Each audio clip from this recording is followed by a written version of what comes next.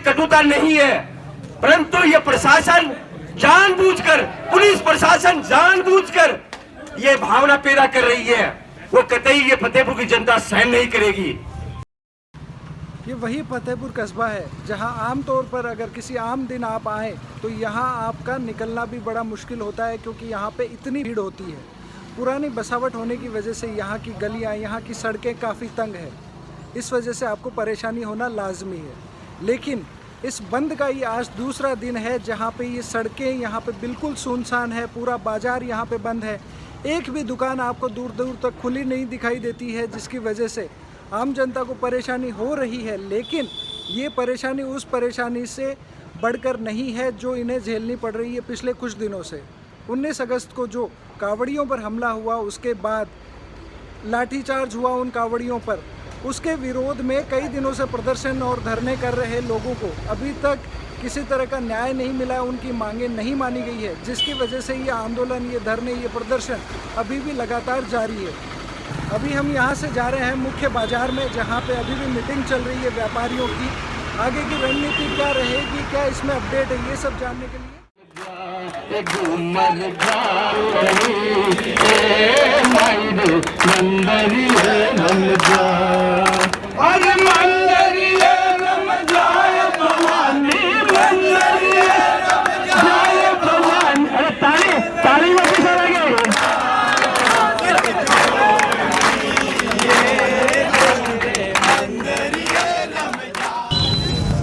अगस्त को फतेहपुर कस्बे में कांवड़ियों पर हुए हमले और उसके बाद 20 अगस्त को सुबह कांवड़ियों पर वापस एक बार फिर से पुलिस प्रशासन द्वारा किए गए लाठीचार्ज के विरोध में पिछले 10 दिनों से फतेहपुर कस्बे के व्यापारियों में, निवासियों में रहा। उसके बाद 27 अगस्त को बुधगिरी मढ़ी पर व्यापारियों की हुई एक मीटिंग, साधु संतों के सानिध्य में जो हुई, उसमें यह निर्णय लिया गया था कि अगर 30 अगस्त तक अगर प्रशासन इस मामले में उनकी जो शर्तें हैं उनको पूरा कर देता है तो ठीक है, अगर नहीं कर पाता है तो 31 तारीख से फतेहपुर कस्बा पूर्णतया बंद रहेगा अनिश्चित काल के लिए, जब तक कि उनकी मांगें नहीं मानी जाती। उसके साथ ही वहाँ पे लक्ष्मणगढ़, मुकंदगढ़, नवलगढ़, रामगढ़ आदि कस्बे भी उनके साथ हो गए और पिछले 2 दिन से ये सारे कस्बे पूर्णतया बंद हैं। उसके बावजूद भी प्रशासन और सरकार द्वारा सही कदम नहीं उठाए जाने के कारण आज एक बार फिर से फतेहपुर के मुख्य कस्बे में व्यापारियों की मीटिंग हुई। यहाँ पे हजारों व्यापारी यहाँ पे पहुँचे और उन सब ने एक स्वर में इस बंद का समर्थन करते हुए कहा कि जब तक इस पूरे मामले का पटाक्षेप नहीं हो जाता, सरकार इनकी बातें नहीं मान लेती, तब तक बाजार पूर्णतया बंद रहेगा। मेरी अभी मोबाइल पे उन पे बात हुई कि आप आओ, हम वार्ता करेंगे। मैं आपको विश्वास दिलाना चाहता हूं, जो मांगे इस फतेहपुर की जनता ने जो तय किया है, इस बाजार ने जो तय किया है, वो मांगे अपनी मानी जाती है तो अपन आगे वार्ता करेंगे, और वरना कोई भी बात आगे नहीं बढ़ेगी।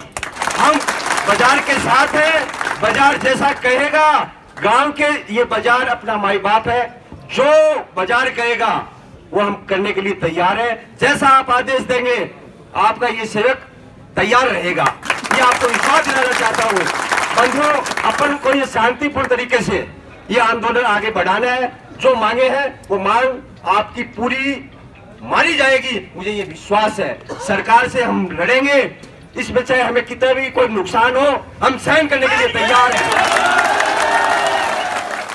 व्यापार मंडल की मीटिंग हुई है, जिसमें आम जनता ने भी बहुत सहयोग दिया। देहात से भी लोग बहुत ज़्यादा आए हैं, परंतु हमने प्रशासन के कहे अनुसार असुविधा को देखते हुए यहीं प्रशासन को बुला के ज्ञापन देना उचित समझा।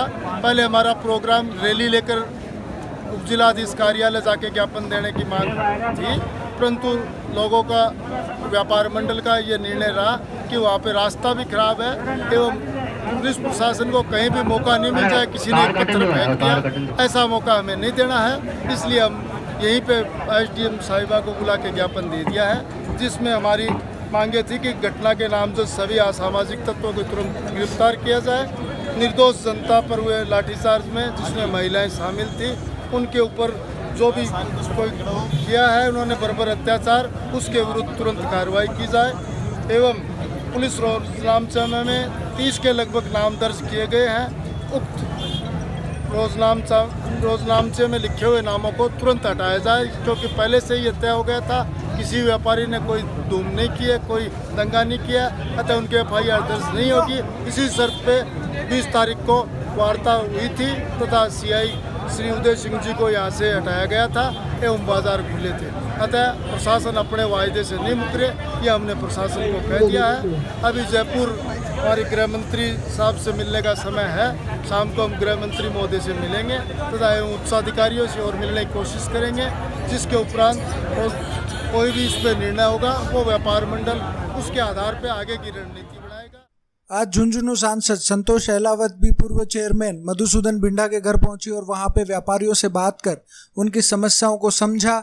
उन्होंने उनसे ज्ञापन लिया और एडिशनल SP और हाई कमान से उन्होंने बात करके इस मामले में हस्तक्षेप करने का निवेदन भी किया। एक्चुअली ये जब घटना हुई थी दो वर्गों के बीच में, उस समय मैं तो यहाँ राजस्थान में नहीं थी। हिमाचल जब मैं वहाँ थी तो वहाँ पार्टी के कार्यकर्ताओं से मेरी बात हुई थी और तब से कोई ना कोई बीच में आता ही रहा है। बैकफुट में पार्टी के जाने का कोई मतलब ही नहीं है। इस समय आदरणीय मुख्यमंत्री जी की यात्रा, राजस्थान गौरव यात्रा चल रही है। अधिकांश लोग उधर बिजी हैं। कोशिश हम ये कर रहे हैं कि सौहार्दपूर्ण तरीके से बातचीत के जरिए और बात सुलझ जाए, जिसके साथ भी जो भी कोई थोड़ा बहुत भी इनजस्टिस हुआ है वो न हो, भविष्य में पुनरावृत्ति नहीं हो और दोनों ही वर्गों के लोगों को समझदारी से काम लेना चाहिए। क्योंकि देखिए, कल हम रहे ना रहे, ये धरती यहाँ रहने वाली है, ये ऐतिहासिक कस्बा फतेहपुर यहाँ रहने वाला है, तो इस तरह की बात होनी नहीं चाहिए। सभी को अपनी धार्मिक भावनाओं को व्यक्त करने का उतना ही अधिकार है स्वतंत्रता पूर्व, तो किसी को कोई आपत्ति होनी नहीं चाहिए। और हुई है तो ये बहुत, मैं इसको अच्छी बात नहीं मानती हूँ। भारतीय जनता पार्टी का कार्यकर्ता संयमित कार्यकर्ता है, राष्ट्रवादी विचारधारा का कार्यकर्ता है और वो बिल्कुल भी इस तरह की बात कोई करता नहीं है। जो भी हुई है बात, जिसकी भी मिस्टेक है, बैठ के बातचीत के जरिए सुलझ जाएगी। आई थिंक मैं ये सोचती हूँ।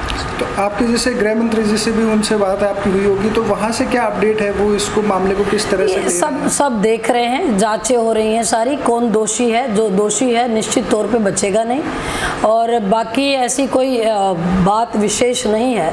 तनावपूर्ण स्थिति आप जानते हैं कि एक बार क्रिएट हो जाती है तो आफ्टर इफेक्ट उसके बहुत ख़राब होते हैं। तो मैं अपील करती हूँ तमाम मेरे पार्टी के कार्यकर्ताओं को भी और आम जन से भी कि किसी प्रकार के र्यूमर पर विश्वास नहीं करें, किसी प्रकार की भाईचारा तोड़ने वाली भावना पर विश्वास नहीं करें और सब संयमित रूप से एक साथ होकर कोई न कोई निपटारा, कोई न कोई बात इस दिशा में पॉजिटिव चली जाए, ऐसा प्रयास सभी करें, ये मैं उम्मीद करती हूँ। आपने जैसे अभी एडिशनल SP साहब से आपने बात की, आपका जो रवैया था वो काफ़ी सकारात्मक था।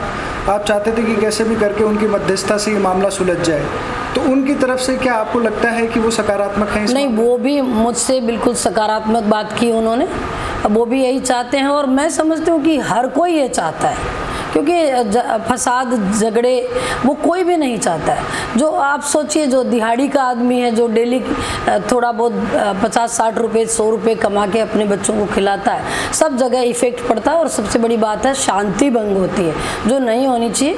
और पुलिस का काम तो लॉ एंड ऑर्डर को बनाने का है, पुलिस का काम प्रोटेक्शन करने का है, न्यूसेंस नहीं फैलने देने का है। तो पुलिस भी अपना काम कर रही है और जहाँ जहाँ देखिए कोई भी गलती पर होगा, मैं समझती हूँ कि ज़्यादा दिन बात चलती नहीं है, वो सामने भी आएगा और जो जिन लोगों ने गलतियां की उनको तो एक बार भुगतना पड़ेगा। कार्रवाई की मांग बराबर की जा रही कर रहे हैं, व्यापारी कर रहे हैं, संत समाज देख रहे हैं, गृह मंत्री जी भी देख रहे हैं, DG साहब भी देख रहे हैं और हमारी आदरणीय मुख्यमंत्री यात्रा पर होने के बावजूद भी यहाँ उन्होंने आदरणीय प्रदेश अध्यक्ष जी मदन लाल जी को यहाँ भेजा है, उनकी भी संज्ञान में है, सबकी नॉलेज में है बात। तो मैं अतिशीघ्र मैं सोचती हूँ, मेरा मन ये कहता है कि मेरा कार्यकर्ता बहुत ही सब्र वाला है, बहुत ही अच्छा व्यक्ति है और ये किसी भी स्तर पे निपटाने का काम हम लोग करें।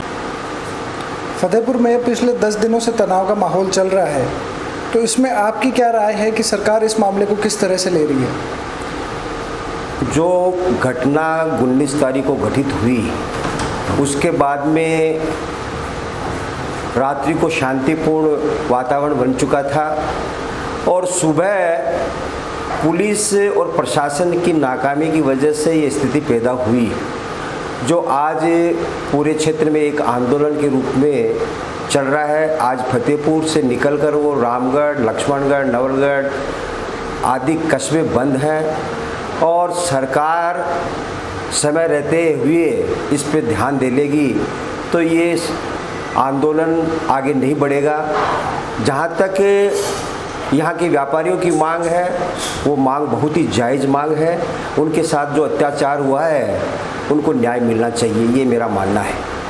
27 अगस्त को जो संत समुदाय के सानिध्य में जो मीटिंग हुई थी उसमें ये कहा गया था कि वसुंधरा राजे की जो गौरव यात्रा है वो अगर यहाँ पे आएगी या कोई भी नेता यहाँ पे आते हैं तो उनका भी विरोध किया जाएगा। ऐसा कुछ भी नहीं है। मुख्यमंत्री हमारी नेता है, राजस्थान के अंदर वो कहीं भी जाए, फतेहपुर आए तो उनका भव्य स्वागत किया जाएगा, इसमें कोई दो राय नहीं है। पार्टी के कार्यकर्ता जी जान से उनका स्वागत करेंगे और दूसरी जगह जो स्वागत हो रहा है उससे भी 4 गुना ज़्यादा फतेहपुर उनका स्वागत होगा। वो हमारी नेता है। आपके पास अगर ऊपर से अपडेट हो तो ऐसा क्या कारण है कि जिसकी वजह से मतलब 10 दिन से लगातार जो तनाव का माहौल है उसके बावजूद इन लोगों की व्यापारियों की मांगें नहीं मानी जा रही है? मेरा जहाँ तक मानना है कि अभी तक मुख्यमंत्री के पास पूरी रिपोर्ट वस्तुस्थिति पहुँची नहीं है और आज मेरे को लग रहा है कि उनके पास अपनी बात पूरी पहुँच चुकी है और इस कस्बे में जो हुआ वो घटना के बारे में पूरी जानकारी मुख्यमंत्री आज लेगी और निश्चित रूप से कोई कार्रवाई करेगी। झुंझुनू के सांसद श्रीमती संतोष अहलावत भी आज फतेहपुर पहुंचे हैं, तो उनसे आपकी क्या बात हुई? वो हमारी सांसद हैं और उन्होंने इस घटना के बारे में पूरी जानकारी चाही और शुरू दिन से उनको इस घटना की जानकारी थी। फिर उन्होंने सोचा कि मैं निश्चित रूप से व्यापारियों का जो दुख दर्द है, इस नगर के कार्यकर्ताओं का, भारतीय जनता पार्टी के कार्यकर्ताओं का जो तकलीफ़ में है, उस तकलीफ़ को सुनने के लिए हमारी सांसद महोदय हमारे बीच में आई और आकर उन्होंने पूरी स्थिति की जानकारी ली और हमारे पार्टी के उच्च नेताओं से उन्होंने बात की, उच्च अधिकारियों से बात की। निश्चित रूप से आज इसका परिणाम ज़रूर आएगा।